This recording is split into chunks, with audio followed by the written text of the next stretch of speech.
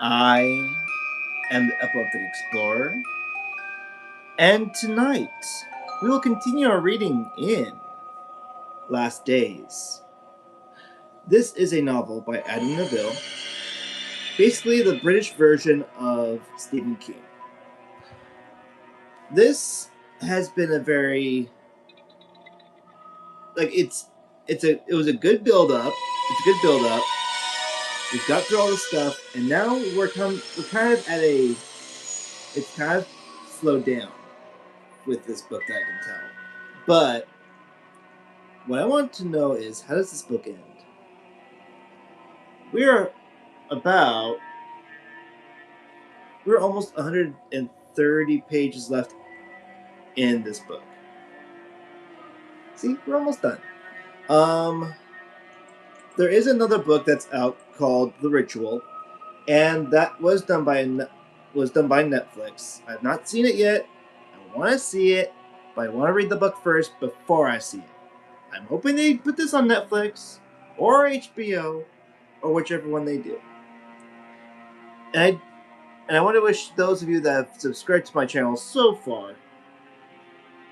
I'm currently at 206.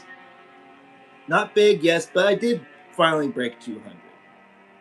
To those of you those 206 subscribers, thank you for subscribing.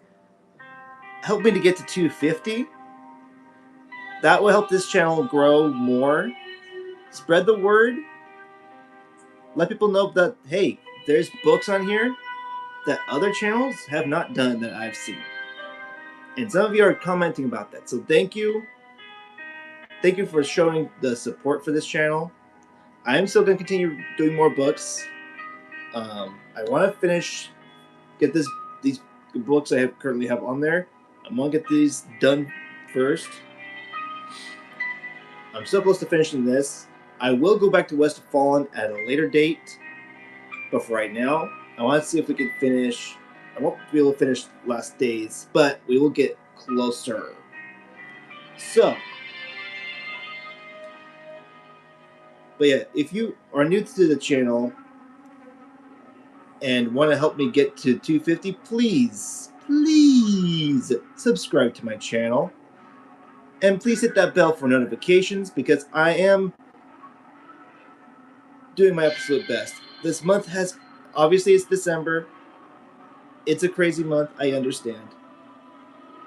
But I do want to get to these books as much as I can.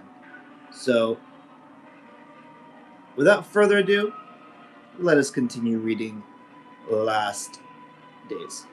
Oh, and if you're also liking the readings that I'm doing, please like these videos. Subscribe to my channel. Comment down below. I want to hear you guys' thoughts. And without further ado, let's continue reading Last Days. Chapter 26. Mate, I'm outside. This is getting old. Kyle had lost the will to leave another message for Dan, who was still worryingly at large. There had been nothing from him since the flurry of calls during his flight to Antwerp. Fingermouse had not seen him since he dropped off the master drives from the U.S. chute after they landed at Gatwick. Dan had told Fingermouse he was going home to sleep.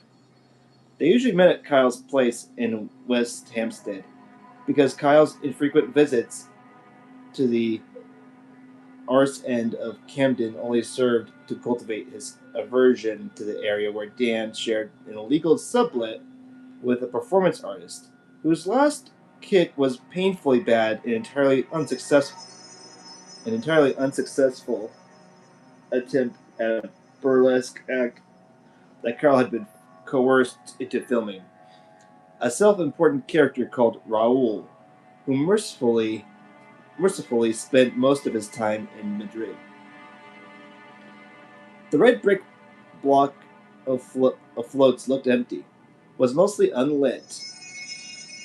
But then it always looked that way. He went through the broken front door of the block into a miasma of old urine on cold cement. because the concrete staircase was used as a latrine. As soon as the beleaguered council fixed the door, a scuffed sports shoe would unfix it, and the local weasels took a peeing inside. Nothing new there, but what Kyle now feared to the point of becoming wordless and disoriented. Didn't use doors in the conventional sense. Odd colored doors on every level were made from steel and all had spy holes. A lot of Nans too poor to get out lived behind them in fear. Balcony walkways featured closed doors and the shaggy silhouettes of abandoned flower baskets. But Kyle made the fourth floor without the usual molestation from a character with a perpetually wet nose that protruded between a puffer jacket collar and long oily hair.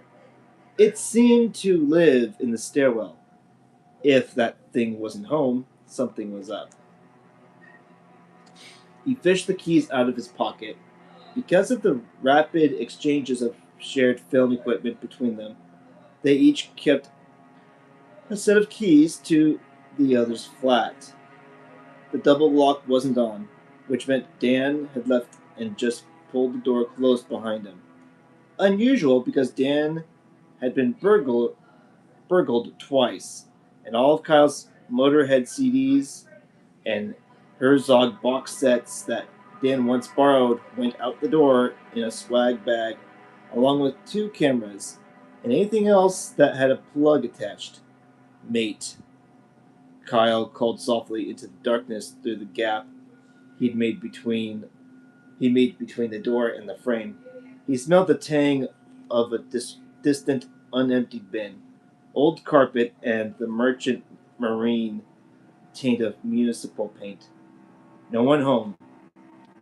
Reaching inside, he scrabbled for the hallway light switch. Flicked it on. The scruffy reception was flooded with yellow light. A good sign. Kyle went inside, navigated his body around a bicycle, and closed the door behind him. Listening hard and ready to retreat at the drip of a tap. He carefully opened the door to Dan's room on the far right side of the passage. Oh man. It looks it took a few seconds to stop the shakes in his vision. His friend was pathologically untidy. Kyle knew that from 2 years cohabitation in a shared house at college. But over the eternal sea of unwashed clothes, magazines, soiled plates, and the poignantly masculine detritus of a male slob, shrapnel from his friend's valuables added a topical layer of wreckage. This was no burglary. It was the aftermath of a frenzy. The destruction of Dan's Star Wars collectibles would have been mourned with more intensity, but their owner than the burning ah but sorry.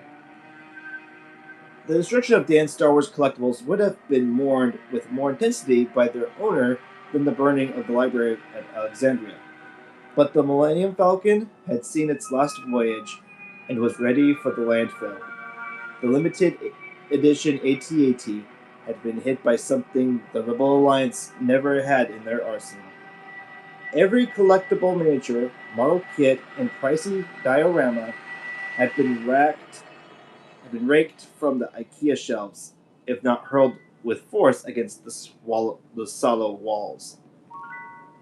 Clone troopers and Jedi crouched under Kyle's feet as he crept inside the room and inspected the damage. Flat screen television screen smashed, stereo crushed, bed eviscerated, even the mattress springs were visible. It was like his bed in Seattle, only worse. A greater and perhaps lengthier fury had been inflicted here. Had Dan been inside it? Kyle sat down in the wreckage of a TIE fighter and began to shake. No blood. Well, that was one thing, and it made him leap with lunatic hope. But Why hadn't Dan been in touch since the early hours? In the voicemail message, he said he'd found something. Kyle was back on his feet and down the hall in seconds. Raoul's room was locked, and he kept it that way when he was out of the country. The bathroom looked like the aftermath of a car bomb ignited outside a hotel. But that might have just been Dan being Dan. Towels on the floor, card, cardboard inner tubes from toilet rolls left where they fell, a smell of backed up pipes, and a ring like one of Saturn's, but brown around the bath. But not even 10 years of his friend's slovenly use of the living room would account for the wreckage. Both armchairs and the sofa had been gutted and erupted with white foam. A coffee table had been swept clear of unwashed crockery, glasses, Pringle tubes, and TV remotes. The camera gear was strewn around the equipment bags from which it had been yanked. But Kyle didn't stop to see if it was damaged. He banged out of the living room, staggered into the kitchen, and came to a dead stop. The smell hit him full and hot in the face before he saw the stain. Sewage, wet ashes, carrion, an old scent, and an uncanny feature of his life these days. It had come through the ceiling, above the little breakfast table, upon which it had dropped and scrabbled, splashed a fluid over the formica. The ceiling had once been white, but was aged like yellow ivory from the thousands of cigarettes smoked by Dan, Raoul, and their predecessors. But the discoloration of their residency looked positively clean about the greasy smear with a 4-foot diameter, black at its heart but veined with moist tendrils to its borders. It would look and smell to the uninformed like the toilet upstairs had flushed right into the heart of Dan's kitchen. But Kyle looked for and saw the bones. To his trained eye, it was as if a blurry X-ray of a fleshless hand, a scapula, and a bottom row of long donkey teeth had been superimposed onto the plaster by a nuclear flash. It's why Malcolm Gunnall had papered his ceiling with yesterday's news. Gunnall. He'd kept them back with car batteries and drawn light simulators. But for how long? Dan had refused to believe they were possible. The old friends, he'd been utterly unprepared, was probably fast asleep with Alice in chains roaring about angry chairs through his iPod earphones when a marcher from New Jerusalem birthed over the toaster. The lights have been off. It would have been hunt. It would have been hunted him. It would have hunted him through the dark as he slept. Oh man. Oh Dan. Kyle stepped back. His friends covered his mouth when he saw the heavenly letters on a saucer, possibly the last clean plate in Dan's kitchen. The saucer had been placed there, isolated. There had been a sudden relocation of bread bags. Olivio spread and marmite around it.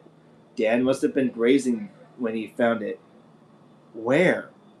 About about his person, or in their gear as he unpacked in the lounge. That's how a claim had been staked on Gunnell's hunched shoulders. Malcolm said there had been a black bone in his gear when he got back from the States. And Dan had found a winning ticket, too. It now seemed another rune had been cast, and they never even knew it. They were all destined for the kingdom of fools, as foretold in The Saints of Filth. No one gets left behind. Mate, oh mate. Dan had found teeth, long teeth, crown and root, black as coal and cracked like pottery from an archaeological dig. A handful of teeth dropped like seeds from the reaper's hand. Outside in the streets, revealed murkily like poorly lit photographs by the lamps and the odd rush of a car's headlights, his unhinging felt physical. The going of his strength was tangible. Like air from a ripped inflatable, it gushed from him. Something loosened inside his skull. There was a slide of his thoughts into unfinished sentences and fragments of irrelevancy, irrelevancy, to be followed by a ratchet of gut-level anxiety so acute his mind became a clenched fist, then an open hand to scatter his thoughts like salt. He moved like the undead towards the center of Camden, walked towards the lights, followed a group of people for a while, two couples, followed them up to the door of a gourmet burger restaurant. Wanted to go inside with them. Wanted time to go backward so he could partake of ordinary, unexceptional things with them, like the nonchalant eating of burgers and the sipping of beers in a carefree evening. He recalled his recent life on Rewind, meeting Max for the first time in the production office, an empty house in Holland Park, the ferry to France with Gabriel, the desert, the ranch, the detective's house, a dismal kitchen in Seattle. He saw all of this, and all else between these points of reference simultaneously.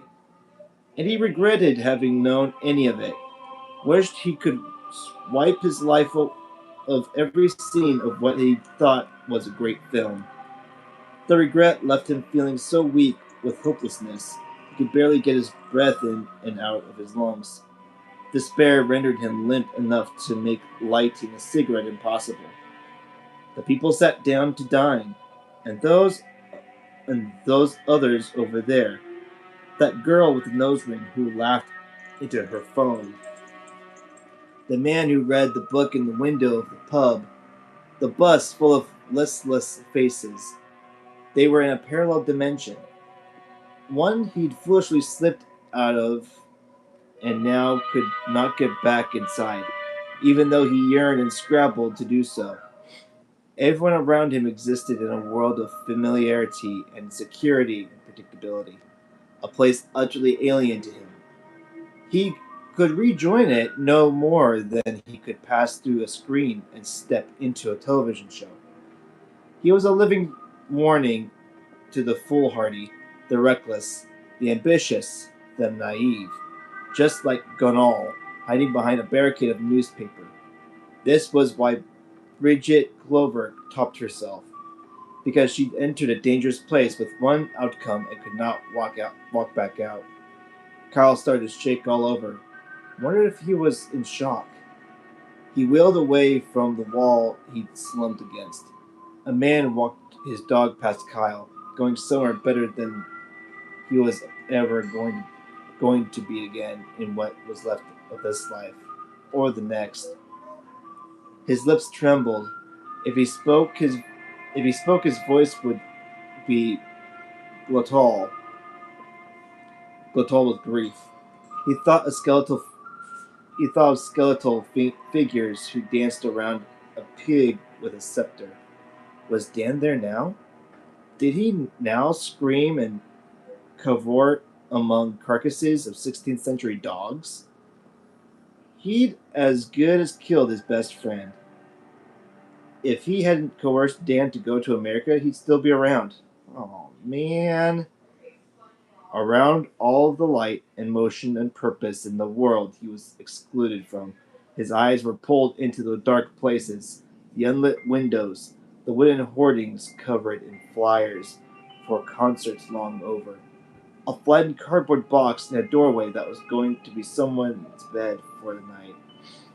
Around him, all was bleached of color, stained concrete and dusty tarmac, refuse rearing in the cold wind. Unnoticed, neglected, and lightless. Leaden weights suspended from twine seemed to pull his spirits and his jaw down. This is how the world was when you knew it was terminal. Dan was gone, dead. And that is the end of chapter 26. That was interesting. Now it's kind of getting interesting now. It's starting to pick up. Now let's see. Do I have... I should have time to read another chapter tonight. It's only 20 minutes. Let's see. It's a nice long one. Oh, yeah. This one's almost a little over 40 pages. I got time. Okay. Chapter 27. In the rearview mirror, the concerned eyes of the driver moved to Kyle's face, then darted away. Another great heave expanded his chest, in an attempt to breathe as much as an involuntary reaction to the idea Dan was gone, and his imagination insidious inquiry into how Dan went refused to be suppressed. Hysteria was coming to the boil. He needed to keep a lid on it. Max had to be confronted, because there was a way to get Dan back from wherever he might be. There had to be. Fury accompanied shock. The urgency of rage drove Kyle back to Max, ratcheted even higher by his refusal to answer his phone, and he silently willed the vehicle to deliver him with a great haste then was being taken, to get him to a meeting destined to be their last. Before he called the police or killed Maximilian Solomon with his bare hands, over and over again in the back of the taxi, he imagined how it would feel to squeeze that wizened throat, to stare at the surprised face as it reddened. But after he bounded past the porter and had thrown himself up the stairs to Max's floor, he found the front door of the apartment open. Max had anticipated his mood and his intentions, and was prepared to disarm them. No surprises there, though the once immaculate groomed millionaire was now more disheveled than Kyle thought it possible for him to be. The executive producer's pajama bottoms were spattered with dried blood. The emerald smoking jacket was streaked with long smears the color of iodine, as if wet hands had been wiped across the front. A medicinal reek hung in the air about the executive producer's scrawny frame that appeared to have shed half its body weight and could barely stand upright.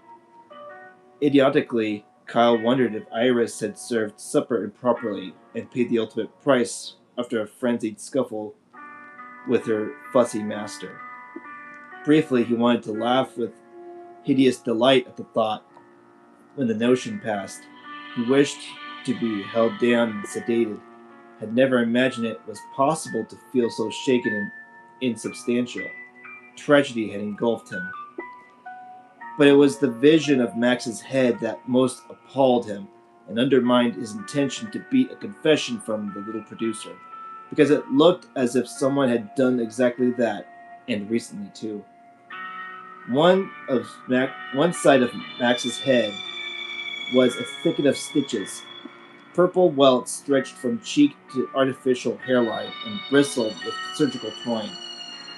The eyeball closest to the inflamed scratches was blood red. One ear was clothed in white gauze and tape. Kyle's mouth felt disembodied, thick with saliva. What? Max stood to one side. Quickly, there isn't much time. But Kyle remained mute and gaped at the little damaged head. Max glared at him. Will you get inside? Please.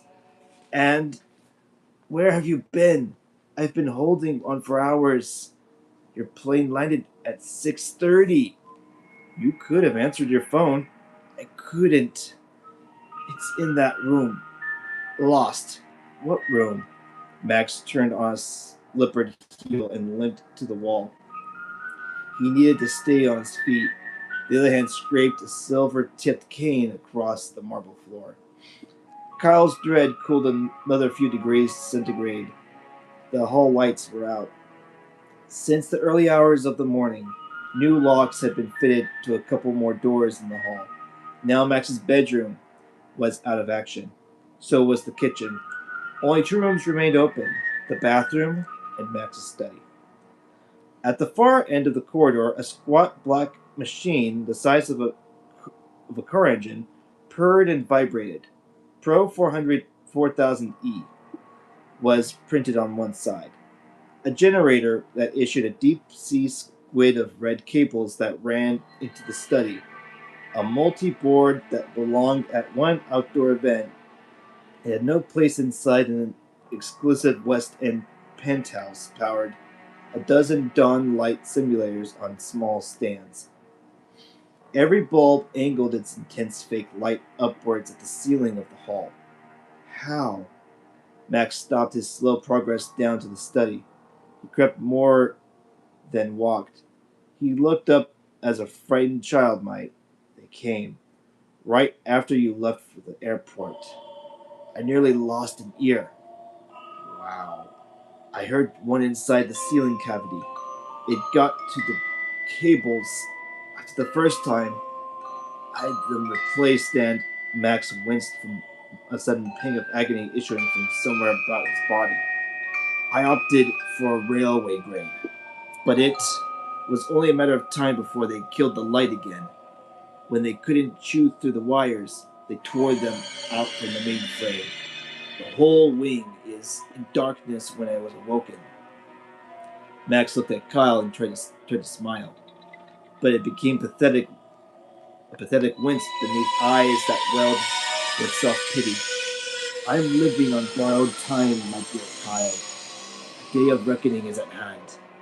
One closer than I ever imagined. But I suggest we make it theirs, not ours. Ours? Max closed his eyes. I'm sorry, but it's too late for apologies. We need to act now. Dan's gone. Max stopped moving. No. Yes. My mate is gone. Kyle jabbed his finger back at the front door. I've just been to his flat. They've left a saucer full of teeth in the kitchen. Max's thoughts changed direction. He stared into the middle distance. 3 intrusions in one night. Dan, me, and Gabriel. I've been checking in every morning to see if if Gabriel made it through the night. He never. So they came for 3 of us last night after you left. 4 if Malcolm Gunnall was included. But I'm not in touch there.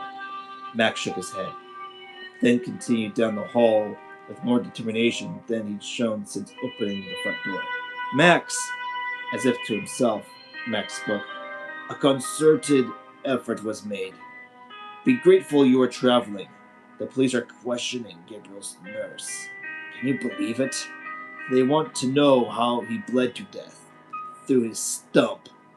Max winced as if he'd bitten into rotten fruit.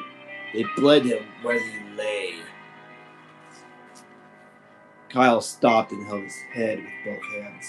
Didn't know where to begin or even what to say. Was speechless with fury, incomprehension, revulsion, grief, and confusion. Police. Max laughed unpleasantly as if their involvement would be ludicrous. Hopeless, I know.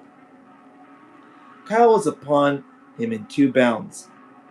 Turned him against the wall. The old man squealed with pain. You! Spittle from his mouth forced Max to blink. Dan! Dan! Max tried to recover his composure within Kyle's white knuckles. He stared at Kyle with distaste and surprise. Didn't seem to anticipate the wrath of those he had endangered through his self-interest. I want my friend back. How? The volume of Kyle's voice escalated until it echoed inside the hallway. No more, Max. No more paintings, hints, and you saw them. The saints of filth. That's why I wasted so much time sending you there. So you'd really know what we're facing. So you can truly accept them. I don't know anything. I saw some paintings of an atrocity. But what they suggest, it isn't possible. Can't be. It's time for the police, Dan. Possible. The police? Max grinned. What would you tell them? I could break your neck. I'd do the time. It'd be worth it. Kyle, you're a smart man. Can you not work it out? Can you not accept what has happened? What is happening? Even after this, Gabriel, Martha, Susan, poor Dan, and us if we don't act. My dear boy, it's time to do the unthinkable. The what? You will understand. You must. It's the only reason I'm still here, waiting for you, so I can show you the rest, like I promised. You give a chance too. Give you a chance. What chance? What are you saying? There is a way to save yourself. In a flash of self-preservation that left him feeling unre- re- reprehensible, Kyle released Max. Whatever could be done, if anything could be done, this poisonous old madman would know how.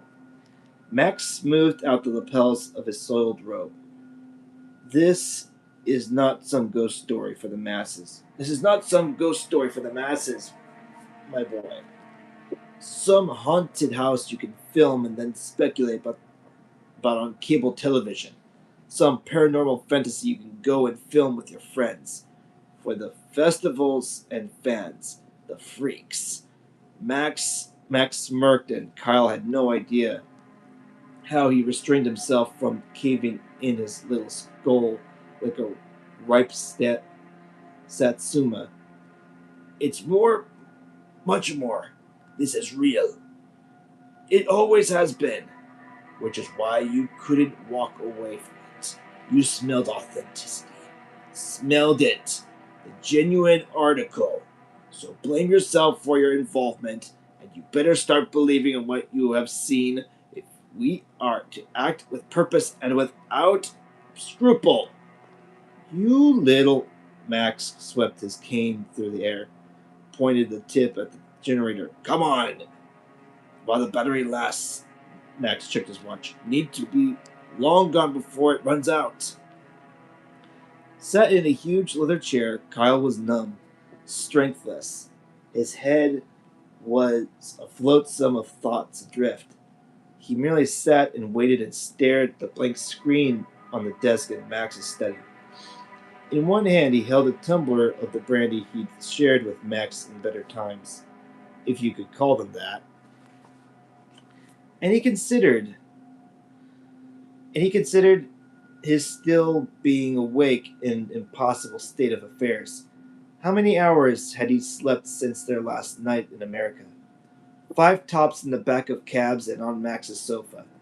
One shock after another had kept him jumpy, but heavy-headed, wading through treacle, listless and lethargic if he sat down, and so saturated with fear, sleep had never been much of an option anyway.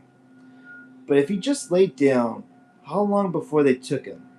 He imagined his cat sniffing at a black jawbone on the floor of his kitchen, then killed the thought before he screamed. Max leaned across the laptop. You need to pay attention, Kyle. I'm leaving the moment this concludes. You're going nowhere until I'm satisfied every grain of truth has been shaken from what's left of your miserable body. You will be sated, I assure you. Max looked at the screen as it lit up and grinned until it hurt his ghastly bruised face. I recently prepared this insert for our film to add direction to your discoveries. Kyle spat the brandy back into his glass. Insert? But what did it matter now? He should have been too tired and witless to feel any ire about interference and ownership. But he wasn't. He had anyone in the entire history of filmmaking been more ill-treated than he had by Maximilian Solomon? Probably. The screen filled the with faces in photographs taken decades before. They had the fuzzy grain of scans. Some were black and white. Max cleared his throat. 32. 32. All dead or missing. All core members of the last gathering in London and France. I knew them all. See here? Max pointed at one murky picture on the screen. A man with a thin face and long, black, dark hair. Brother Gabriel. Kyle leaned forward, squinted, detected a vague resemblance. And here, Sister Isis. She'd once been pretty, blonde, petite. The others, of course, you don't know. They were gone before you came on board. On board? Kyle opened his mouth to speak. Max was not to be interrupted, and picked up a fountain pen to use as a pointer. Brother Martian died of blood poisoning from a wound believed to have been a bite. He was found in a commune in Brighton in 1973. Max's pen moved to another picture. Sister Juno, septicemia, 1973. Sister Athena, heroin overdose, 1973.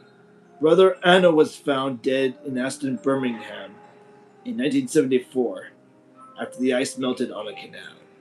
Wounded fatally by an unknown assailant. He'd lost a great deal of blood before he fell in. The police assumed that there had been a fight. Anna was an alcoholic.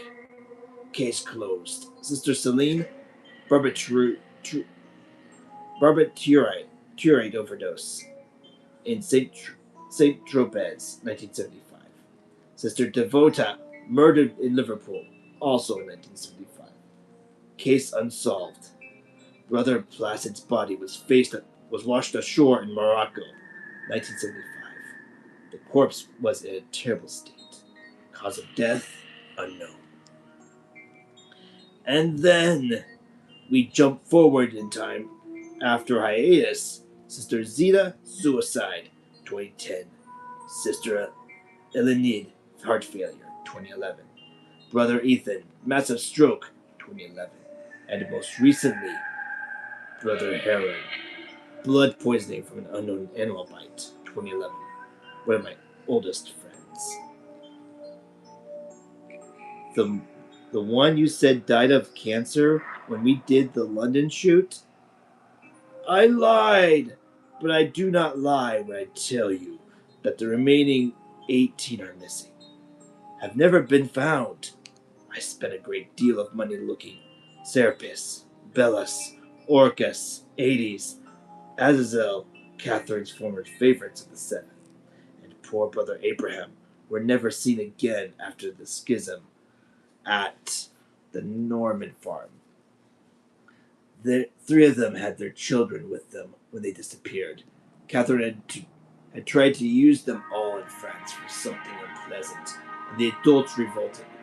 At the mine in Arizona, her intention was just as crude. But her execution was more artful, as you will soon see. The other key missing European members walked out of their lives within the last 2 years, but I've come to believe they were taken out of their lives. They were all old. So where could they go? So you're the last man standing from the European group? Max nodded, took the film off pause. Another screen full of faces, mostly in black and white. 17 core members of the Temple of the Last Days from the U.S. period. They all spent a substantial period of time at the copper mine in Arizona. Max tapped the screen with the pen 5 times. Here are those you know of. Brother Adonis, Brother Ariel, Sister Urania, Sister Hannah, and Sister Priscilla. Their bodies have never been found, and I have no reason to disbelieve Martha Lake's claims that they were murdered in 1975 by Catherine's new elect. Max waved the pen over the screen. The fates of all of the others bear the hallmarks of what I call the last days murders. Brother Samuel, blood poisoning, California, 1974. Brother Renus, his body was discovered by hikers in Colorado, 1975. Believed to have been mostly eaten by scavengers. Sister Isadora, septicemia, attributed to dirty needles, 1975. Another heroin addict. As were Brother Lucius and Sister Sinia, both found dead in 1975. Death, septicemia. What's interesting here is that their bodies had been partially eaten by rats or dogs, or so the police report stated, though they never looked too closely. The other six, with the blue borders, are all still missing. Four since the mid 70s. The other two vanished within the last 12 months. And then, of course, we have Bridget Clover and Martha Lake. One suicide and one murder after an intrusion in 2011. Max moved his pen to a press photo of Irvine Levine that Kyle recognized from the back cover of Last Days. Missing since 2010. No trace, nothing. Kyle swallowed. You've been researching this for ages. Max shook his head. No, this is the result of less than 2 years' work. I put as much distance between myself and the organization as I possibly could. I was not lying to you, Kyle, but you will soon understand why the revelation of the facts about my renewed interest in the organization was selective. 2 years ago, I was approached by a man called Don Perez, an academic who'd been looking for survivors of a cult's first study. He tracked Brother Heron down, who led him to me. Perez discovered that many of the core temple group who deserted the Arizona mine between 1974 and 75 were either dead in similar circumstances or were listed as officially missing. Many of them were transients, addicts, alcoholics, manic depressives, you name it, they all had problems. Which encouraged Perez's thesis on the efforts of membership in a cult. Of course, many of the survivors, if not all of them, were so tainted and damaged by their association with the group at the mine, I was even willing to attribute their fates to Perez's line of inquiry. But during our brief correspondence, Mr. Perez went missing. His whereabouts are unknown as of February 2010. Max released a long, tired sigh. Then I found the same pattern among the original members who were present in Clarendon Road and the farm. But only those at the time of the vision and the arrival of what were known as the presences. In each location, with the exception of myself, Heron, Isis, and Gabriel, were the only living members I traced from the two European temples. And think of the odds of this happening to nearly everyone from those key periods in both incarnations of the temple. And this is no coincidence, Kyle. And Isis, Heron, Gabriel, and myself have also become beset by unpleasant dreams. This year, a foreshadowing. I now believe of what was to come. It seems Catherine's delight in devising slow torments had not abated. It appears she was making a comeback, coming for the rest of us. Hang on, Catherine? Max held up a hand to silence him. All in good time. When I researched the actual temple locations, I found this. Max moved the slide onto a photograph of the house in Clarendon Road. I chose the property, but others were against it from the start because of the cost. But Catherine liked the grand gesture and the suggestion of status, and she was in control of our finances before we even set foot in the place. I chose it on account of its reputation, and an infamy I believe to have lasted since the last Victorian late Victorian period, but it went much further back than that. The image on screen changed to a woodcut or engraving of a man with a pointed beard and a wide-brimmed hat. The cool charlatan, occultist, and mesmerist Valentine Proud, also known as Long Val, and an English member of Lorchay's blood friends during their brief stay in London to evade persecution in the Netherlands. They lived in a caravan train like traveling actors outside the city for no more than a year. In what was then a rural area, somewhere between what is now known as Marble Arch and Shepherd's Bush. I believe the Blood Friends chiefly resided in Holland Park on Proud's land before returning to the continent without Proud, who ultimately could not offer the servility Lordship craved. The stories and accounts about Proud have always been dismissed as fantasy. Nevertheless, he has been mentioned in the works of a variety of cultural commentators and historians, with special note given to his diabolism. Even John Dee once sought his counsel, because it was rumored he'd mastered Lorchay's ability to occupy and coerce the minds of others until, like his brief collaborator, he came to a bad end, in Proud's case in the gallows of Tyne Cross, for the theft of a child. Max moved the film forward to a page from a Victorian newspaper. Look at the headline, House of Blood. This is from 1891. Holland Park was a bohemian slum then, on the outskirts of a sprawling metropolis. Proud's farm was long gone, consumed by brickworks, but this newspaper story takes for its subject the very building that was to become our temple, a building erected upon what was once Proud's land. Max paused in irrepressible frustration with himself. I knew something of this legacy when I chose the property, but I had no idea it would lead. We wanted to be dangerous, near something of mystical significance, as did the spiritualist Madame Helena Blavatsky. She lived close by in the 1890s. So too did prominent members of the Golden Dawn. Arthur Macon took rooms a few doors down. Macon wrote The Hill of Dreams, the actual hill. Notting Hill was Machen's Hill of Dreams.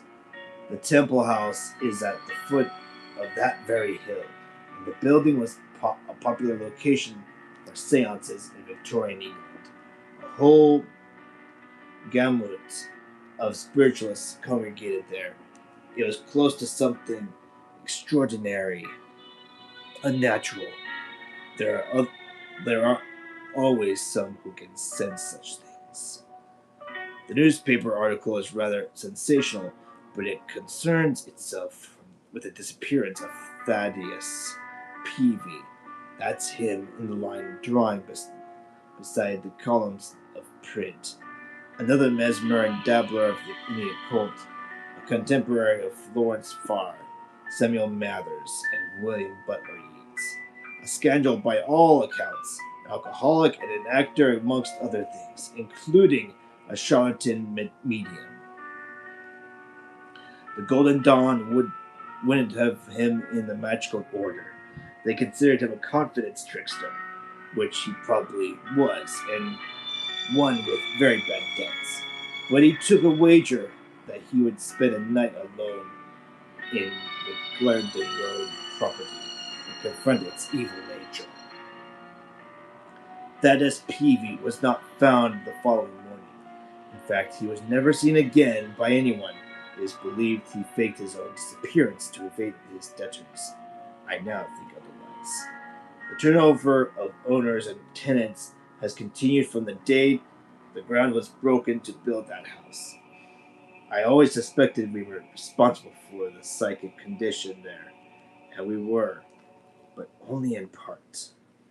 As a conduit, I've come to believe the entire area has a residue, one that we revived like Thaddeus Peavy, that proud and Lorche established, or perhaps even reawoke themselves.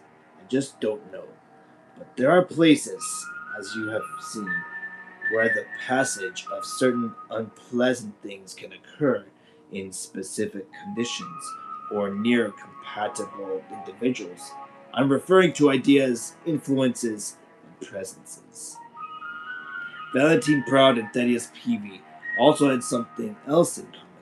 Despite the 400 years that separates their lives, they each exhibited a penchant for grandiosity, extreme narcissistic behavior, accompanied by a fanatical desire for power and wealth, as did their eventual heir, Hermione Tyrrell from Kent, aka Sister Catherine, the Czech forger and former Fitzrovian madam. Max looked at Kyle. Mere heresy, speculation, and the kind of improbability you must be accustomed to your endeavors. Steady, Max. You're on very thin ice. Coincidence, nonetheless, or bad luck? Or so our detractors and debunkers would say, until you look a little harder at the farm in Normandy, built on the unhallowed ground of Saint Mayen, the history of which you are now acquainted with. It appears a residue also lingered there, one much stronger, one that drew our little gathering to itself after offering us the vision in London, at the House of Blood, and had been embedding itself deep inside Catherine from the very beginning, I now believe. Clung to its new blessed elect, one who was susceptible to its lies as Lorche and Proud had once begun.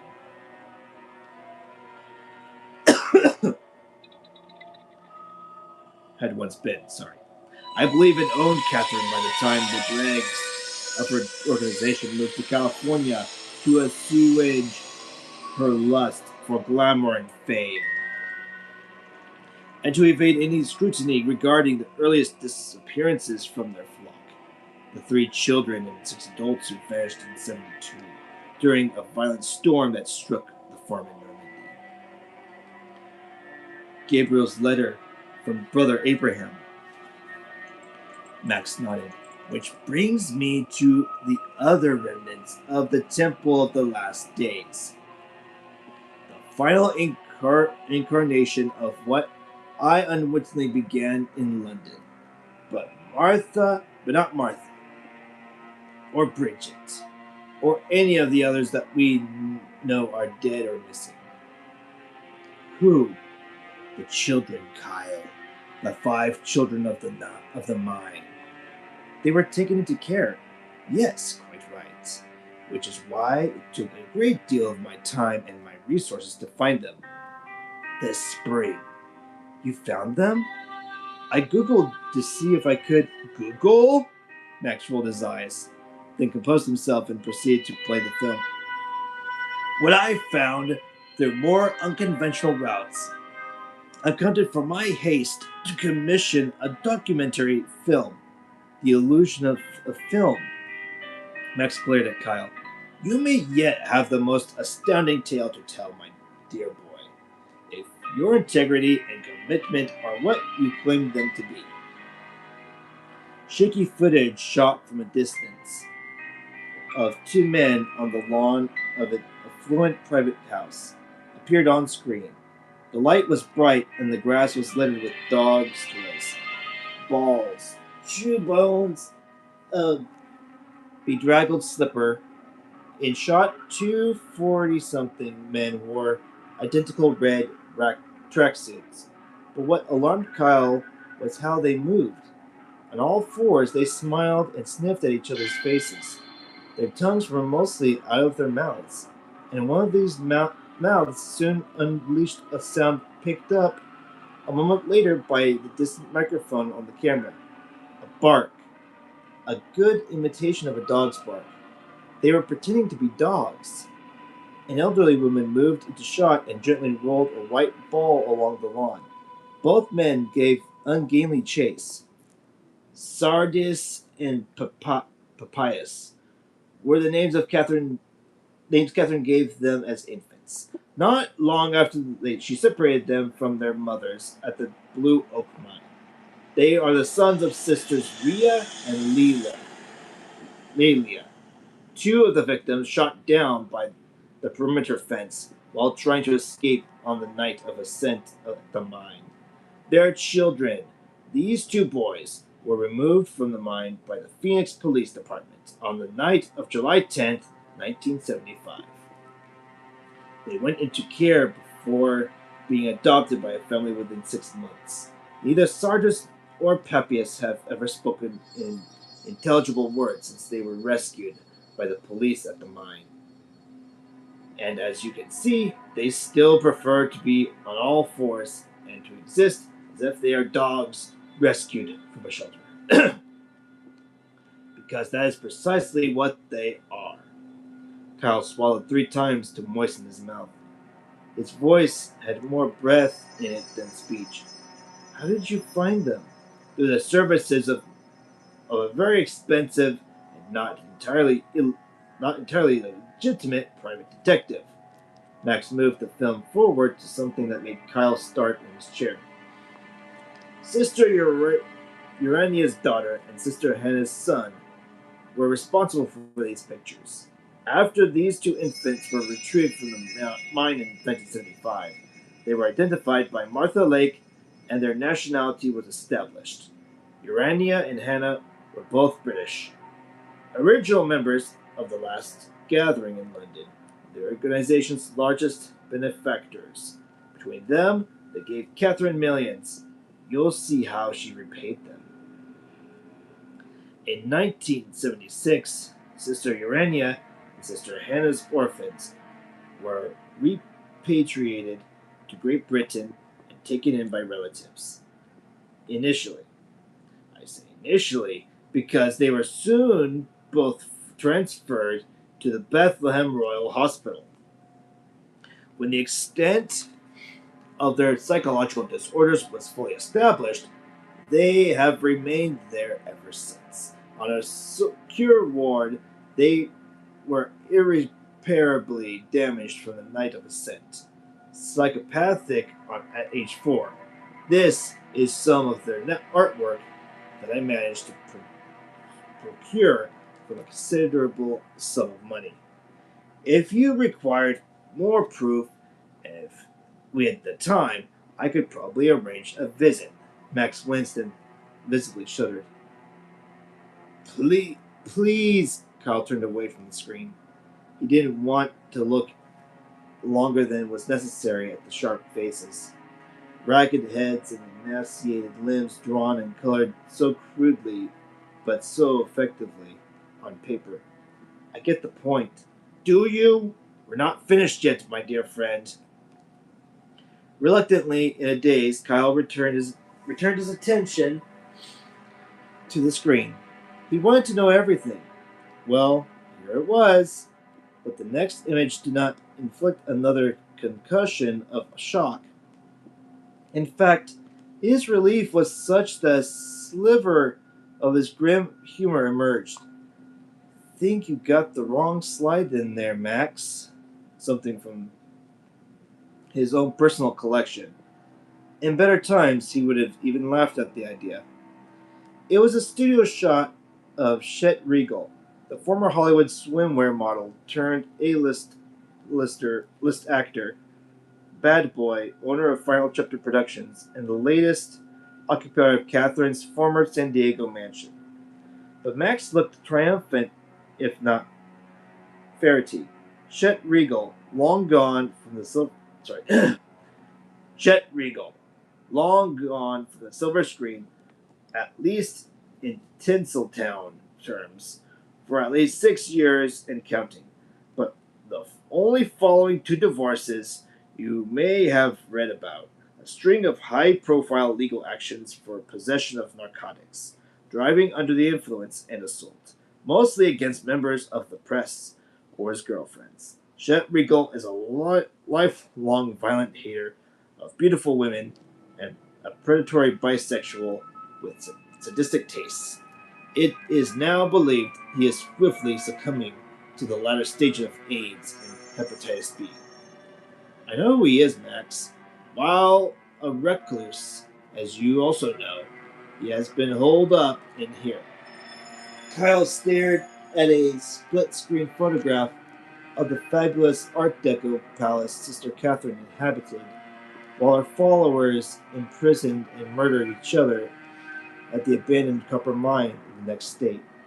Photographed as it was in the plate section of Levine's last days, in black and white, while the second half of the image featured the building in color. You you didn't want it filmed? Indeed, not yet anyway. Chet Regal was the fifth child rescued from the Blue Oak Mine in the night of on the night of July 10th, 1975. He was known to the investigating officers as the clean boy, though he is anything but clean. Kyle left eyelid Kyle's left eyelid trembled, then spasmed. No, I'm afraid so. Prissy's son? Chet Regal? Exactly. Sister Prissy, the younger mother who Catherine had murdered, not long after stealing her child and assuming the role of the boy's surrogate mother. And Chet Regal has resided for the last decade in Catherine's former home. Since, in fact, he took possession of the house from its regent tenants following Catherine's death. You may remember that only four of the seven died on the night of ascent. The fifth, Brother Belial, was killed in prison for his pains, but the other two, her favorites, are still living. From the seven, two women were sent to San Francisco on the pretext of setting up a new temple in 1973. The ever faithful handmaidens, Sister Gehenna and Sister Bologna. They were not sent north for that, but to procure sympathetic parents who would adopt the clean boy when the time was right. He succeeded. The parents are long gone. A music producer and his feckless feckless wife, who had been under Catherine's spell in the merry-go-round of Hollywood. You might have heard of the husband, Brett Pearson, worked with the Mamas and Papas, the Beach Boys. His yacht was found adrift off the coast of Baja California in '92, empty. He and his wife never returned to shore. You see, they were also discarded once their function was at an end. When Chet was 19, in control, and ready to inherit the earth, the clean boy came home to his new guardians, Sister Gehenna and Bologna. Kyle shook his head, was smiling but didn't know why. Don't forget, Don't forget, this house is where Chet spent some of his infancy. He should have little memory of that time in seclusion with Sister Catherine, but I believe he remembers a great deal of it. Kyle swiveled in his chair to face Max. What are you saying? Chet is what? Emulating Catherine's life? Her legacy? He brought these things back? Afraid it's a bit more serious than that, my dear Kyle. Chet, Chet Regal is Sister Catherine. The building seemed to move on its axis. After a long period of silence in the room, Kyle smiled. Get out here, Max. please, and take this crazy conspiracy theory with you. Can you do that for me? Max wasn't smiling. Money, adoration, and total domination of anyone close to her. The destruction of any opponent, not sufficient, any of it. You see, not even being remembered forever was good enough for Sister Catherine. Only living forever was. Kyle tried to swallow, but found he could not. It, it is so hard to believe. After all we have shared together, Kyle, has not history taught us that self-destruction, paranoiacs have to reincarnate, putting their children in power? No, erecting statues, buildings, cities even, that carry their name. Stop it! Stop now! Max! Catherine became fully embedded in the boy on the night of ascent. Are you deaf? Enough! Enough, Max! She wanted to be male, second time around, and she chose the most beautiful of all the temple's boys to evolve inside. She had the most handsome man, the notorious brother Baal, rape and impregnate Prissy, the prettiest maiden. She bred her own heir. Catherine was celibate, suffered a revulsion of the flesh, was, I believe, damaged appealing by her formative experiences in the trade. In the beginning, she once confided to Brother Heron that she could only think of her own death at the point of ecstasy. But all the time she led the temple in France and America, she was wedded to others, don't you see? Insane. You are insane, Max.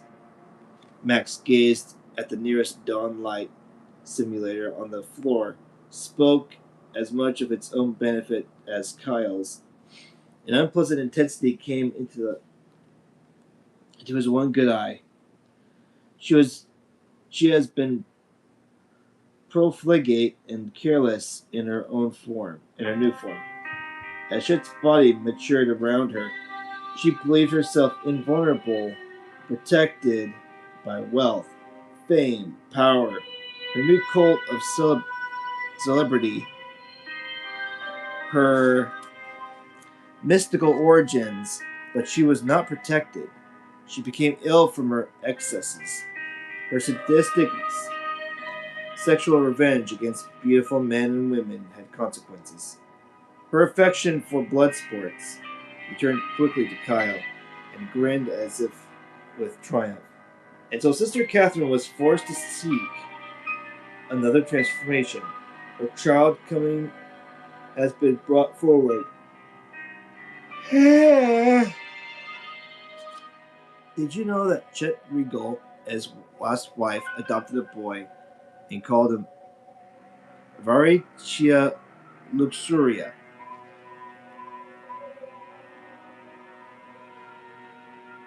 Don't you bring these things into my life, Max. I think they're already in it, dear boy. Kyle stood up and wobbled, reached out a hand to seize the arm of his chair. Let me see.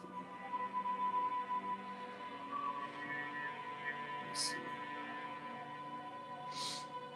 We're almost done with the chapter. Let me get something in my system real quick here.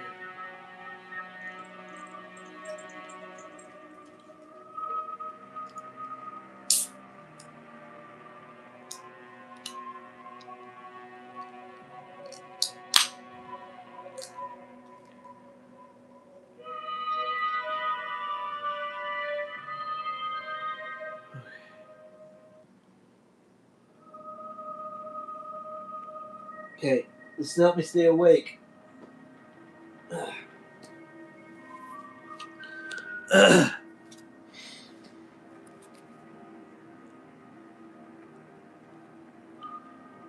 Let's see, where was I?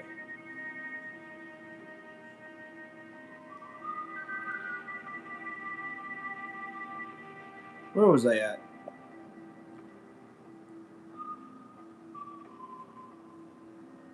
Oh, I think we're right here.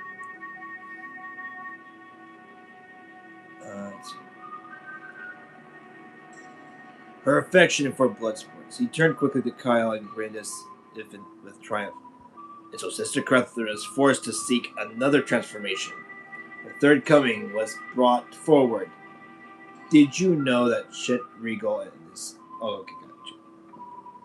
Don't you bring these into my life, Max? I think they're already in it, dear boy. Kyle stood up and wobbled, reached out a hand to seize the arm of his chair. We're not done yet, Kyle. Can't you see? She's been incarnating for a long time. Inside the infant boy that became the man Chet Regal was not even his genetic mother, but Chet Regal's life bears all of her hallmarks: her greed, her sadism, the cruelty, and a pathological lust for power. This should be proof enough. He's aping her then. This is not possible. I wish it were that simple, Kyle. And what of reawoken legacy and murder inside the vessel she stole from a 2-year-old child? Max pointed at the screen. Every recent murder and abduction has been part of a grotesque revenge, a continuance of what began in the 70s. Max, please, on her behalf, her old friends were able to pick off the more vulnerable stragglers in the period close to the night of ascent. Even after they fled the mine, those victims' lives and their sleep were still being ravaged by the taint. You could be sure of that. The mark was on them, the scent. Their unfortunate connection to the presences was insoluble. It's why the poor wretches could not function, why they obliterate their minds and their reason with intoxicants. But the addicts, the broken, and the damaged were easy to find. Don't you see? They were the truly haunted Max side. We were all used, from London to France to the United States. But why, by what needed to be called upon again? By the only one who knew how, Catherine. But you and Isis, Gabriel Heron, why weren't you killed in the 70s? Among the weakest connections to the European version of the group, the Gathering, with the slightest contamination, were Isis, Heron, and I. We all left the Gathering after the first appearances of what we refer to as presences. But Gabriel barely lasted a year in France. He missed whatever event preceded the schism. I believe our vestigial associations were too slight in the 70s, when so many more available victims were still around. But Catherine still hoped to eventually complete her vengeance and to run down all those who once forsook her. Those of us still left alive after 1975, to use us as sacrifices during her most recent calling of the Blood Friends. Martha, Bridget Clover, Martha Lake, and Bridget Clover remained perpetually on the run until the night of ascent. Young, wily, always parting in bright lights, surrounded by entourages, they evaded the hunt, but not forever. Max touched the bulging dressing on the side of his head. We are the meat and drink of her vengeance, but our deaths also serve a dual purpose. As she intends to occupy a child again, the old friends will try to occupy us. Catherine has promised to bring them back to life as she did so many years ago, and she has called them. It is she that has the connection, I suspect. It has never been an easy alliance. She has had to offer them a great deal, An unstoppable and diabolical pact at best, I would guess. But through it, she has an ability to speak with them, to bargain, as Lorshay once did. And I doubt she has ever been free of the blood friends within the guise that is Chet Regal. Their very presence has contributed greatly to her monstrosity in this life, twice, and her old friends want to try and return again, through us to the light of they despise but hunger for. I can't. Those in the 70s temple who withstood the course of her relentless inhumanity and remained until the very end. We were promised as vessels for her friends. We were to have no more purpose other than to serve as eventual hosts to what once was the Blood Friends, as they have been called since the siege of Saint Maena. The angels whom Lorshay served became known by the same name as the sect they consumed. They who took Lorshay and his followers back with them to twist with rage and despair and pain in another place for over 4 centuries, perhaps still believing in their own greatness and their elected state in that terrible plane, as Catherine has always done on earth under their influence. Kyle began walking off balance towards the door of the study. No, no, Max, please, no more. Max followed Kyle, a vibration of excitement in his voice. His little eyes bulged with a mad glee. The blood friends had a foothold in Catherine from the beginning. She was perfect. They sensed her in that Clarendon Roadhouse. They were conjured in the right place and in the right conditions. Kyle paused. He didn't know what to do or where to go. He sat down upon the cold floor. The murders of the mine on the night of the ascent. Why? If they needed hosts, Max groaned as he moved, but managed to crouch beside Kyle. His voice became hoarse, breathless, his words more determined. The adult members of the last days had no real worth as vessels for the blood friends. But still Catherine offered those adepts who had deserted her, as well as those faithful and those imprisoned, as potential hosts to the blood friends, if not as vessels, then as sacrifices to her old friends to assuage her hateful spite. Their hot living blood was bartered in exchange for their skills of the blood friends. Through the succor of these old appetites, she had enlisted to her cause. She wished to return for a second life inside a child. Amongst those still remaining at the mine on the night of ascent, rebirth was denied all but Catherine and 2 of the blood friends, who are currently incarcerated at Bethlehem Royal Hospital within those deranged vessels that were once children. By the night of ascent, I believe Catherine knew she'd never get the blood friends to take root inside the adults. Their efforts to occupy adults are largely fruitless.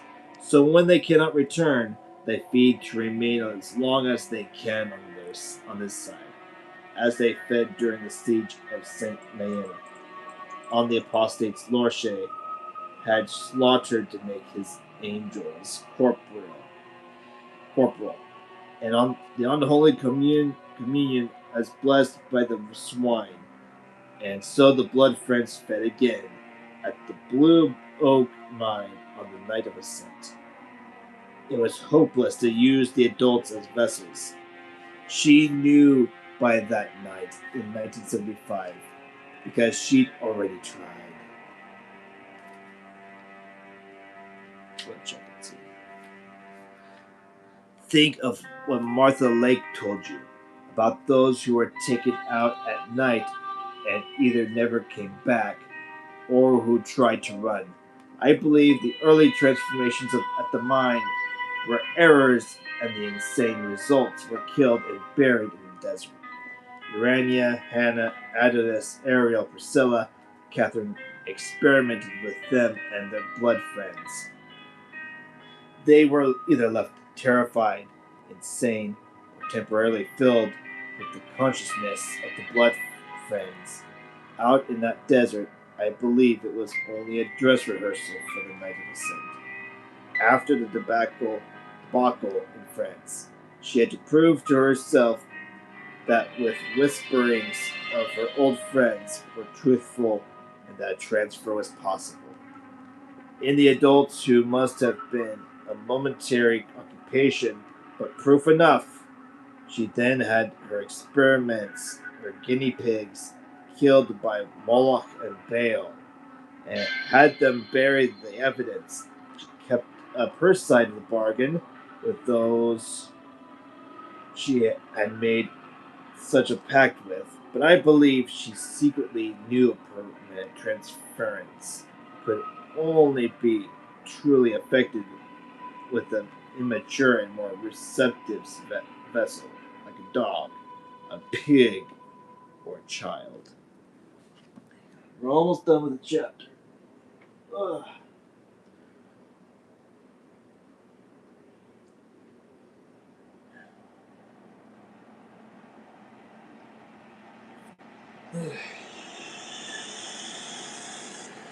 Okay. No, you're making me sick, Max. The murders on the night of ascent were planned. That night was a trap. The other members of the Last Days may have been promised as unwitting vessels for the Blood Friends, her masters, but Catherine really used them as sacrifices to prolong the Blood Friends' visit and influence, through which she could take a position within the infant. Much blood was needed to facilitate her transference, by what she never have been called down. Max gazed at the screen. Despicable. Four of her most devoted seven, who died beside her in the temple, she had long offered to her invisible allies. She tricked them into believing they could live again inside the children. Children are as vessels for four of her chosen, her devoted seven. That was her ploy, to get them to agree to their execution by the hand of Brother Belial, so they also could live again within the children. It doesn't add up. Why treat children so terribly if they were to be hosts? Because a dehumanized condition was more conductive for the entry of a thing as well as a blood friend, because it was the blood friends she had really promised those children to, not her devoted seven. Only her own intended vessel was groomed separately at the mansion, kept clean, personal intuition. The other four children lived with dogs in a shack. I don't know which was worse. The seven were her most loyal. They murdered for her. Now you begin to truly understand her nature. And Brother Belial was her confederate. She betrayed those of the seven who died kneeling beside her in the temple, more hideous than those who died by the fence trying to escape, because she suspected her closest seven of ambition, and they perished for it, as her predecessors did in France. They became nothing more than a blood sacrifice to oil and anoint the ritual in which she would reincarnate. Their usefulness had expired. Their murderous deeds under her tutelage needed to be erased in a blood frenzy she dutifully believed to her old friends. Belial cut throats on Catherine's orders, and a great deal of blood was taken by the dirty, poisonous mouths of the blood friends after Belial opened those arteries. That's why the police couldn't find enough blood at the crime scene. But two of the children have dogs inside them. What's going on, Max? I can only speculate. But I believe in the terrible confusion of the coming of the blood friends, in the maelstrom, the psychic storm, when souls were bared and throats were opened, two of the dogs became involved, as two of the blood friends, who entered the two infants who could only grow into aberrations, because they were already monstrous at the moment of their rebirth. Such rites are not an exact science. Matters of diabolism never have been and always demand a high price. There must have been a terrible scrabble amongst the host of blood friends who occupied the available adults and the children during their brief access to the isolated commune. Kyle made Kyle made to stand up. I've heard enough. Max seized Kyle's arm. The ones who ran for the wire on the night of ascent, they were betrayed and sacrificed also. They realized their fate too late. Their lives were to end in a hideous exchange. The blood friends who sought to effect a transition from a terrible age back to youth, from eternal curses to blessed mortality. When did it not work? Their blood was not spilled, as succor to those old friends. Appetites, before that fence they could not climb. The adepts died frantic with terror. The blood friends ate with a horrible rage and thirst at the foot of that boundary. Remember, blood also maintains the brief corporeality of the blood friends, as it did during the siege of Saint Maene. Can you not see?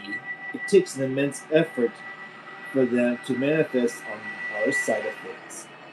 If they cannot help gulp at life's blood, as you have seen by evading them in your motel room, they are unable to remain and soon disappear. But they leave impressions, and the police never found the murder weapon that delivered the coup de grace by the perimeter. Because there wasn't one. Max's fingers dug into Kyle's bicep. And now they come for us. Last night, Kyle, they came for me. Again. Me. I can't keep them back any longer, Kyle. Wait. Kyle was back on his feet in a heartbeat. I don't know. I don't want to hear it. That thing that calls itself Chet Regal is empowered by Catherine's old friends, the blood friends. You cannot deny it. They serve each other's wishes. You know of whom I speak. You have seen them. In Holland Park, your motel rooms. They leave tracks, the footprints of the mine at the mine, and the walls. It was they that came on the night of ascent, and they are with us again. Kyle reached the brandy decanter, swept it up, and drank from the neck. Gasped, for one reason to occupy another? It's just not possible. It takes a long time. It needs assistance from friends, old friends, who have the expertise. You have seen the casualties, the brain damaged, the irreparable neurological trauma, and the inclusion of less robust consciousness inside the minds of the children. In the maelstrom, in the ritual. Can you not see it? In that terrible storm that descended? But it was no storm, it was an aperture, an opening. Wits were lost inside it, in the horrible confusion and slaughter, like the with the dogs and the children. Think of Lorche, Kyle. Think. his second sight. The bishop he installed inside a pig. We think Lorche also intended to exchange body and mind with one of the children in Saint Maena in 1566. One of the children he kept isolated so he could live again. The other children were to serve as hosts for those spirits he served. Lorche's angels that we do not have names for, but he and his angels were interrupted by the siege, and Catherine's first attempt at the ritual at the French farm was a disaster from which she fled. It is a precarious and costly procedure that takes years to prepare for the vessels, and for the unnatural to become natural. What more proof do you need? No, no, no, just no, Max. No, okay? Max scrabbled after Kyle as he made for the door.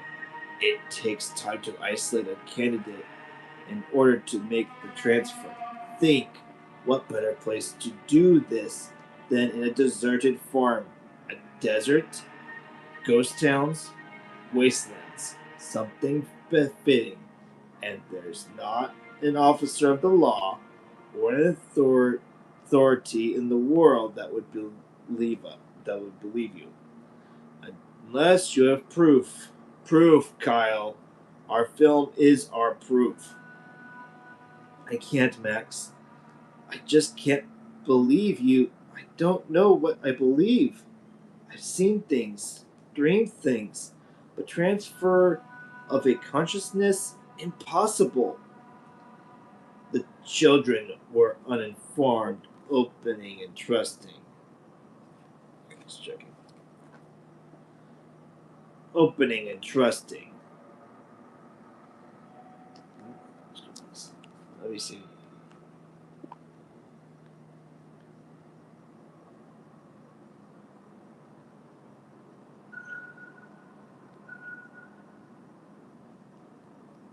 No, where is it? Okay. The children were unformed, open and trusting, separated from the protection of their parents. They were young. The young were perfect.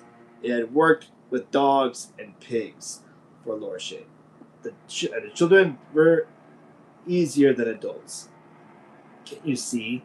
Catherine was refining the process of Lorche began. She was under guidance from the same influences that made a pact with Lorche. Kyle couldn't speak, but tried to push himself away from Max. All he wanted was to leave the half derelict flat burning with a fake light that would soon wink out. Max followed him into the hall. It's why Lorche was cutting throats 400 years before. It's critical at a certain point, at a particular time in the ritual, in the friendship that must be maintained with hot living food, blood, sacrifice. Blood maintains their presence for a short time, and the presence of the blood friends suspends the rules we are governed by, which prevent one thing passing into another.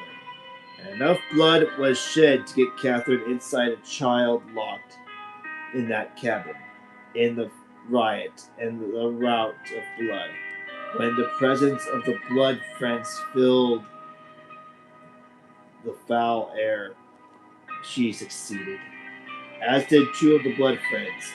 They passed over. You have felt their intent, too, their investigations, as you slept, as have we all. I believe our nocturnal visions were to serve as warnings to us, as well as an exercise of their power. Preparation. Kyle made the hall. Kyle made the hall. Max's stick tapped after him like a jeweler's little hammer. Catherine had a head start. She'd begun Catherine had a head start. She'd been preparing Prissy's son in her mission. Catherine made it across into a child with help, with sacrifice, with blood. The boy, Prissy's son. What happened to his. Sorry. The boy, Prissy's son. What happened to his spirit consciousness? He died in Catherine's body as she planned. Belial beheaded her with the soul of a child inside her bloated body. The head was removed to stop the terrified children sleeping back out during the ritual, and the blood from the body was feasted upon. You can't. You cannot expect me to believe this. Hang in there, you're almost done. Just a few more pages. Okay.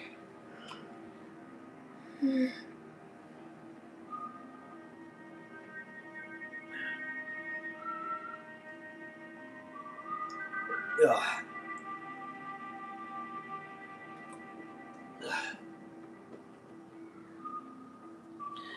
Catherine and the boy must have already been exchanging for short times.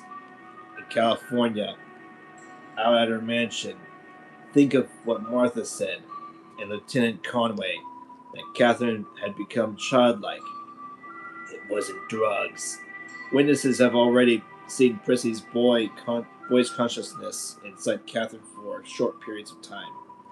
Why would this woman, this guru to the Hollywood stars, with millions in the bank, this successful manipulator of hundreds of people, why would she end up so reduced in the dirt of an abandoned mine? Beheaded. Think, man, why did she order Belial to kill her? It was intentional because she was no longer inside that body. Had left it. The clean boy the police found was Catherine, successfully in place inside that infant and ready to resolve. I believe the clean boy even directed matters at the mine once Catherine was in place. Oh no, no! She was in perfect control of things we can barely comprehend. Acquired knowledge, expertise from those others, as far back as 1969. She knew where it was all leading. What drove her narcissism was self-loathing. She wanted to be adored. She also hated her body, aging, confining mortality, would exchange anything for a chance to be free of it. Kyle turned around just before the front door. Then why the film? What was the point of involving me and Dan if you knew all of this? Max leaned upon his cane in a revived physical discomfort while that Kyle dearly wanted to increase. As for my own time, as my time approached, I decided to gather evidence. To find out how she was killing from beyond the grave, how it was even possible for her to continue in this life after her time. And when I learned of the fates of the children, well, it became something else. Something I was ready to accept. Then my intention was to flush Catherine out. The film was my idea of a counterattack. To make some kind of bargain. To save the last of us. To save myself. Max's face sagged and whited with the most intense expression of fear Kyle had yet seen. His voice came out a whisper. I didn't want to go to that other place, the one you saw in Antwerp. They made me dream of it, where they took the poor deluded wretches of Saint Maena and have since reshaped their tortured souls. They even tried to unseat me from my own body as I slept. I didn't want them inside me. They were revealing their desire to change places with me. The living. And if they cannot, they will slaughter us like cattle to stay among us. If only for brief periods, A full possession can only work with a child, but it seems we adults can only still be taken to the other place to join the congregation. Kyle leaned against to lead the congregation. Kyle leaned against the doorframe. These invasions he had suffered too, something the dirty fingers had been trying to feel its way into his life for weeks. It did make sense, horrible sense. He had seen the kingdom of fools in dreams and seen the saints of filth put to the sword. Woken to inhabit a terrible black anti-space, to occupy other ghastly forms for short times. She had been touched, and now they intended to either slaughter him where he lay, or to take him with them, back to that other place, to some kind of eternal exile. The dead birds, the whining dogs, the thin, tatty figures. Max's voice came to him as if from a dream. She called them back to pick up our scents. They want to live, to occupy the living, as does she whose future and continuance is dependent upon their presence. But when they inevitably fail when so close, they are gripped by spite and hate and rage. They sate old thirst, or they seize us, take us away like treasure. You thought you could scare her off with exposure? Didn't work, did it? Max gripped Kyle's shoulder. No, it did not. I sent her some footage. It made her hunger for revenge greater, and yearn for concealment from what I had learned. Her desires became even more acute. I believe I merely succeeded in bringing things forward. And you're still rewriting history, aren't you? Because Gabriel was right. He and Isis were used as bait so I could film hunted him. What hunted them. It was too dangerous for you to go and make the film yourself. Sorry. And you're still rewriting history, aren't you? Because Gabriel was right. He and Isis were used as bait so I could film what hunted them. It was too dangerous for you to go and make the film yourself, but you still wanted proof. So you sent me and Dan, and that poor worm, Ganal, out there to get it while you cowered in your world of light. But we got contaminated as well. You, Max, you horrible little creep. And if you're right, Max, if you're right, Max, about all this, then we're screwed. We bleed out like Gabriel did last night, or we get snatched and dumped in the kingdom of fools. Either that, or we end up with a dog inside us. I'm all ears, Max, as to what you propose to do. Max looked past Kyle onto the communal landing and lowered his voice. Didn't even try to deny Kyle's accusations about using the others as bait, or that he could think of his own personal survival. Perhaps we are not entirely screwed. Perhaps public exposure was merely the first of two defenses I believed I might have against her and her old friends. But if she did not call off her hounds, the sound out the second outcome.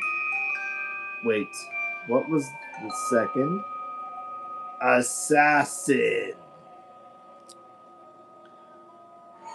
Kyle's eyes were wild. He felt them elongate within his skull.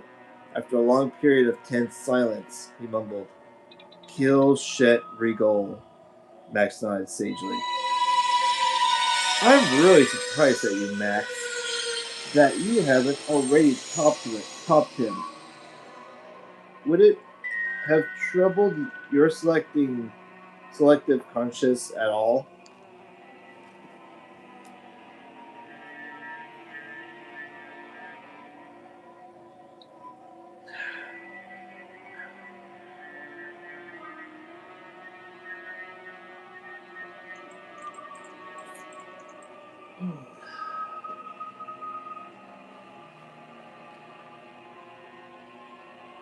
Shh, your voice.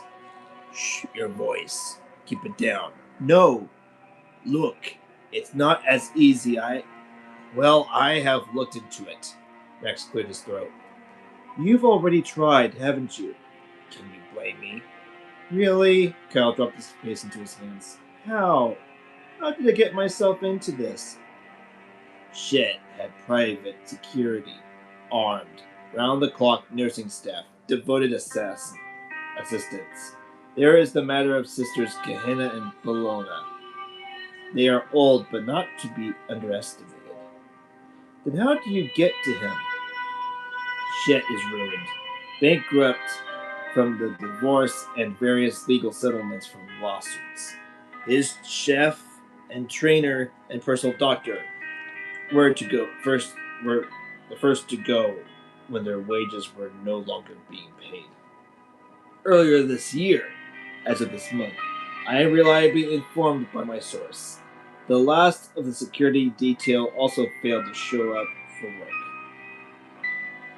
His bodyguard quit a week ago, so now is the time to strike. Shet hasn't long left. No more than a year. He has already been hospitalized twice this year with pneumonia. A mild infection could kill him. If he even has the strength, he must reincarnate now. I am certain he has been cultivating a new transfer for 2 years with the adopted child, practicing as ill health crept upon him. It was this that forced him to call down the blood friends once more. His illness brought his plans forward. When he realized he was sick, he got rid of the wife who he merely used for the adoption. You must have read about the custody battle. He won by paying her off, and by making her drop her suit, by threatening exposure of her drug habit that he had filmed. Drugs he introduced her to. There is nothing he will not do to pursue his goals. He wanted to be alone with that child for a reason. So we bust in there and murder a critically ill man? I wish it were that simple. Sister Gina and Sister Bologna are far worse adversaries than his former complement of branded cops. And there is the matter of a tiger. What?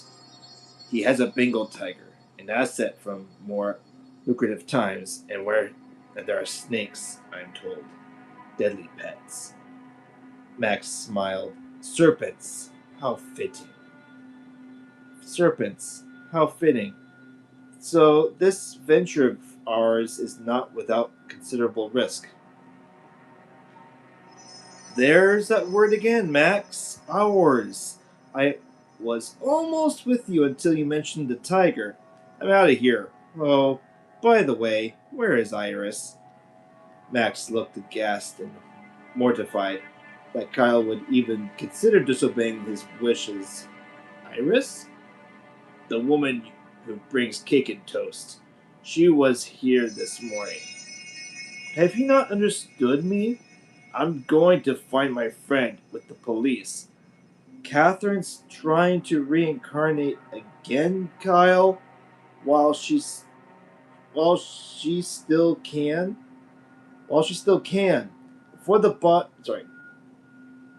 Catherine's trying to incarnate again, Kyle, while she still can. Before the body expires out from under her, she has a child. We know she has a child in there with her. We must save the child. Kyle scrabbled at the latch. Social services. You better call them. If you don't help me, a child will die. I'll die. You will die. Kyle, you won't see the morning. Max hammered the marble floor with his cane. Documentary proof. We have it. Time to film the final scene. Don't you see, Kyle? Your film is almost complete. Kyle held the front door and started pulling it closed on Max. No, no, no. She has a child, Kyle. A child. Kyle shut the door behind him. Max's final call came from the other side of the door. Don't turn out the lights, Kyle. Don't do it.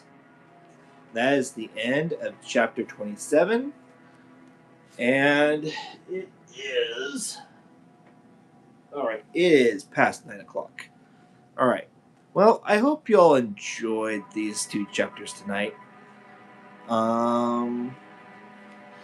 We have 1 chapter to go in this one part. So that's about 13 pages. And then we have 29,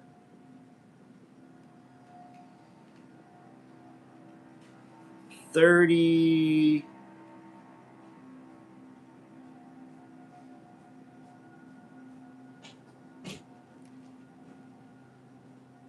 okay. This last one's going to be very long. Last chapter's going to be very long. All right. So we're almost there. We have less than 100 pages left. Hope you all enjoyed this book. Again, if you want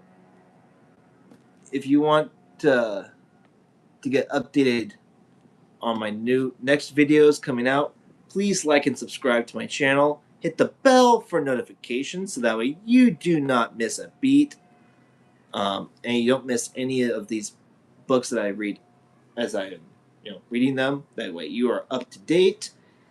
And we will see you all in the next video. And if you're enjoying this a lot, please comment down below and give this video a thumbs up to help the channel grow. Again, I'm looking to get up to 250